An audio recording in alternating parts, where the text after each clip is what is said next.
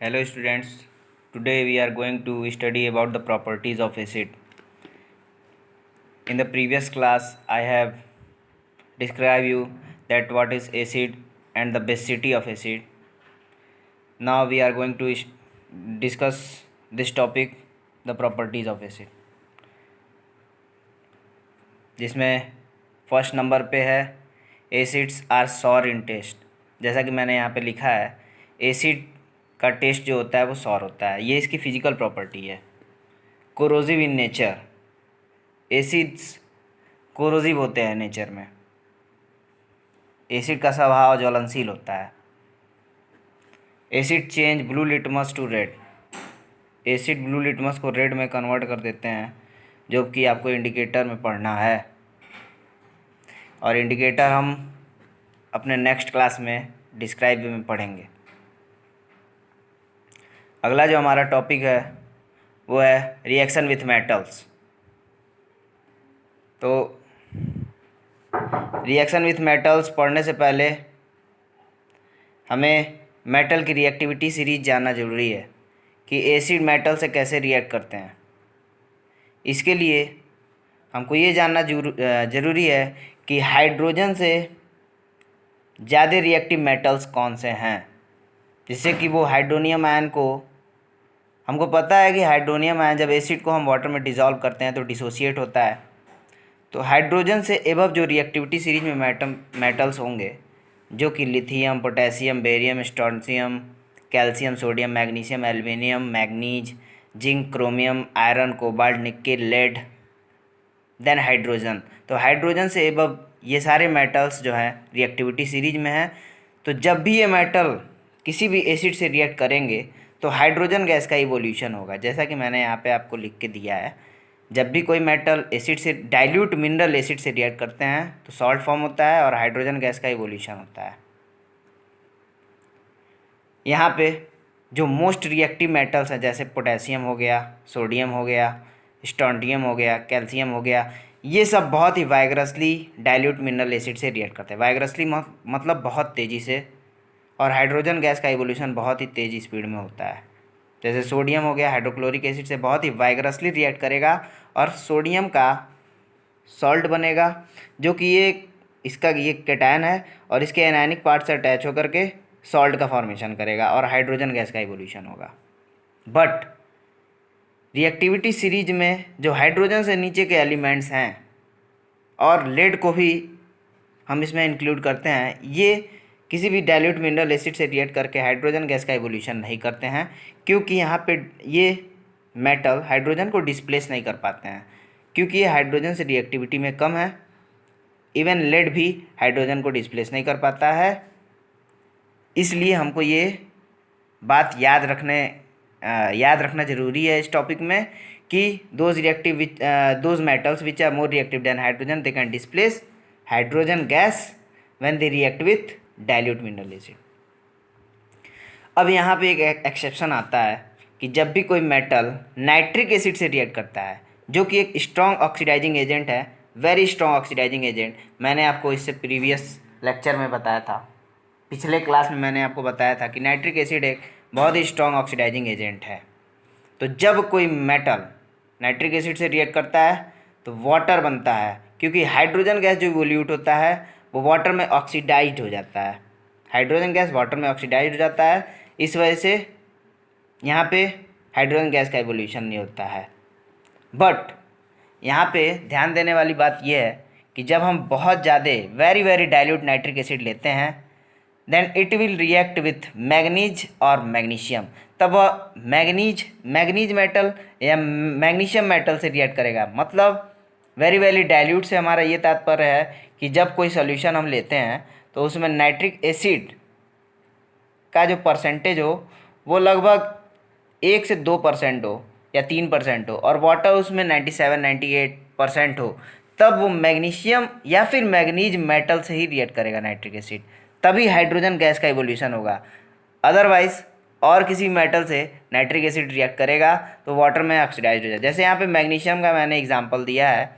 इसके अलावा मैग्नीज से भी जब बहुत ज़्यादा very very dilute nitric acid होगा, डाइल्यूट HNO3 नाइट्रिक एसिड जो होगा, जो कि एक मिनरल एसिड है, रिएक्ट करेगा तब भी ये कंपाउंड का तो फॉर्मेशन, सॉल्ट तो बनेगा ही, साथ में हाइड्रोजन गैस का एवोल्यूशन होगा। यहाँ पे हाइड्रोजन वाटर में ऑक्सीडाइज नहीं होगा। ओके, तो ये चीज़ आपको ध्यान देना जरूरी है। It is compulsory to learn. Fifth हमारी जो प्रॉपर्टी है मेटल की, रिएक्शन विथ मेटल कार्बोनेट और मेटल हाइड्रोजन कार्बोनेट, जो कि एसिड की फिफ्थ प्रॉपर्टी है।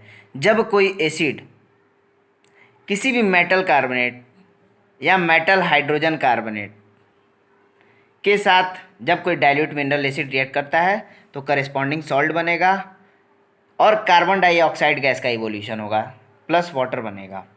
कार्बन डाइऑक्साइड गैस का इवोल्यूशन आपको याद रखना चाहिए, चाहे वो मेटल कार्बोनेट हो या फिर मेटल हाइड्रोजन कार्बोनेट हो। जैसा कि मैंने यहाँ पे आपको एग्जांपल दिया है, सोडियम कार्बोनेट जब डाइल्यूट मिनरल एसिड, किसी भी डाइल्यूट मिनरल एसिड, चाहे वो हाइड्रोक्लोरिक एसिड हो या सल्फ्यूरिक एसिड हो, से रिएक्ट करता है तो उस मेटल का सॉल्ट, जो कि मेटल कार्बोनेट होगा, उसका सॉल्ट, ये मेटल इस नॉन मेटल के साथ रिएक्ट करके अपना सॉल्ट बनाएगा प्लस CO2 गैस का इवोल्यूशन होगा।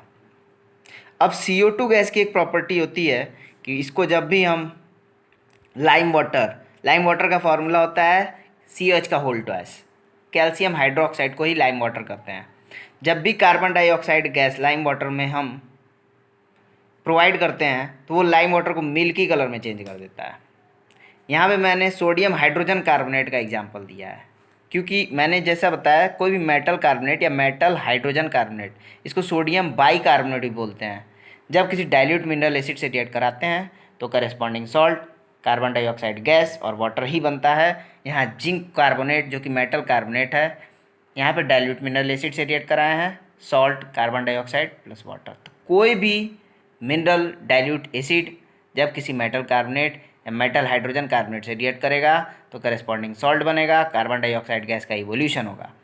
और इस रिएक्शन को हम कैसे डिटरमाइन कर सकते हैं, जब भी ये रिएक्शन कराएंगे तो लाइम वाटर में जब इवोल्यूट गैस को प्रोवाइड करेंगे तो वहाँ पे लाइम वाटर मिल्की कलर में कन्वर्ट हो जाएगा, तो हमको यहाँ से पता चल जाएगा कि यहाँ पे कार्बन डाइऑक्साइड गैस का फॉर्मेशन हो रहा है।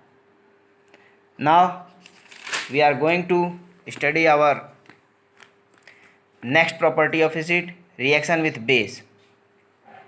जब भी कोई डाइल्यूट मिनरल एसिड बेस से रिएक्ट करता है तो करस्पॉन्डिंग सॉल्ट बनता है और वाटर का फॉर्मेशन होता है। डाइल्यूट मिनरल एसिड, यहाँ पे हमने हाइड्रोक्लोरिक एसिड का एग्जांपल लिया है, जो कि सोडियम हाइड्रोक्साइड बेस से रिएक्ट कर रहा है, करस्पॉन्डिंग सॉल्ट बन रहा है और वाटर का फॉर्मेशन हो रहा है। डाइल्यूट मिनरल एसिड जो कि हाइड्रोक्लोरिक एसिड है, इसमें से H+ आयन का डिसोसिएशन होता है और हाइड्रोक्साइड आयन यहाँ से निकल करके ये दोनों आपस में अटैच्ड हो जाते हैं और वाटर का फॉर्मेशन हो जाता है। इस रिएक्शन को हम न्यूट्रलाइजेशन रिएक्शन करते हैं, जो कि आपको डिटेल में आगे पढ़ना है सॉल्ट में, ये आपको याद रखना ज़रूरी है। अब रिएक्शन विथ मेटल सल्फाइड्स, ये एसिड की नेक्स्ट प्रॉपर्टी है। जब कोई मेटल का सल्फाइड्स किसी डाइल्यूट मिनरल एसिड से रिएक्ट करता है तो करस्पॉन्डिंग सॉल्ट बनता है, सल्फर डाइऑक्साइड गैस का इवोल्यूशन होता है और वाटर का फॉर्मेशन होता है। ये आपको याद रखना ज़रूरी है। मेटल का सल्फाइड, ये सल्फाइड होता है। मेटल सल्फाइड जब किसी डाइल्यूट मिनरल एसिड से रिएक्ट करेगा, चाहे वो डाइल्यूट हाइड्रोक्लोरिक हो या डाइल्यूट सल्फ्यूरिक एसिड हो, कोई भी डाइल्यूट मिनरल एसिड हो, रिएक्ट करेगा तो करस्पॉन्डिंग सॉल्ट कैसे बनता है, इसका कैटायनिक पार्ट इसके एनायनिक पार्ट से रिएक्ट करके करस्पॉन्डिंग सॉल्ट बनाएगा, सल्फर डाइऑक्साइड गैस बनेगा और वाटर बनेगा। मैग्नीशियम इसका कैटायनिक पार्ट है और इसका एनायनिक पार्ट सल्फेट है, ये MgSO4 का फॉर्मेशन कर लेंगे, ये करस्पॉन्डिंग सॉल्ट है और यहाँ पे सल्फर डाइऑक्साइड गैस का फॉर्मेशन हो रहा है। सल्फर डाइऑक्साइड की एक प्रॉपर्टी है, ये भी लाइम वाटर में प्रोवाइड करने पर लाइम वाटर को sulphur dioxide gas milky colour में चेंज कर देता है। Sulphur dioxide also change lime water milky, तो इसको याद रखना ज़रूरी है। अब रिएक्शन विथ मेटल सल्फाइड्स, जब भी कोई एसिड किसी मेटल सल्फाइड्स से रिएक्ट करता है, जो कि मेटल सल्फाइड का फॉर्मूला ये है मैग्नीशियम सल्फाइड। मैग्नीशियम एक मेटल है और ये सल्फाइड, तो जब भी कोई एसिड मेटल सल्फाइड से रिएक्ट करेगा, एसिड जो कि डाइल्यूट मिनरल एसिड होना चाहिए, तब करेस्पॉन्डिंग सॉल्ट बनेगा, इसका कैटायनिक पार्ट इसके एनायनिक पार्ट से अटैच्ड होकर के करेस्पॉन्डिंग सॉल्ट बनाएगा और H2S गैस का इवोल्यूशन होगा। ये याद रखना जरूरी है। H2S गैस जैसे कि मैंने आपको बताया था ये भी एक एसिड ही होता है, तो यहाँ पे H2S गैस बनता है। H2S गैस का इवोल्यूशन हम कैसे पहचानेंगे? जब भी इस गैस का इवोल्यूशन होगा वहाँ पे रोटेन एग की तरह स्मेल आएगी, इससे हम पहचान लेंगे कि यहाँ पे H2S गैस का फॉर्मेशन हुआ है। तो यहाँ पे याद रखने वाली बात यह है, जब भी कोई metal sulphide, dilute mineral acid जैसे कि hydrochloric acid, nitric acid, sulphuric acid, जो मेन आपके सिलेबस में 3 एसिड्स दिए हैं, इसको आपको क्लास 10th में पढ़ना है, मेटल सल्फाइड से रिएक्ट करते हैं तो करेस्पॉन्डिंग सॉल्ट बनता है और H2S गैस का फॉर्मेशन होता है। जहाँ एसिड कहीं रखा हो और आपको रोटेन एग की तरह स्मेल आ रही हो तो आप समझ जाइएगा कि वो एसिड मेटल सल्फाइड से रिएक्ट किया है, इस वजह से वहाँ पे रोटेन एग की स्मेल आ रही है। ये था आपके आज का टॉपिक प्रॉपर्टीज ऑफ एसिड, जो कि ख़त्म हो गई है। और नेक्स्ट टॉपिक जो हमारा एसिड बेस सॉल्ट का है उसको हम नेक्स्ट लेक्चर में पढ़ेंगे। Thank you.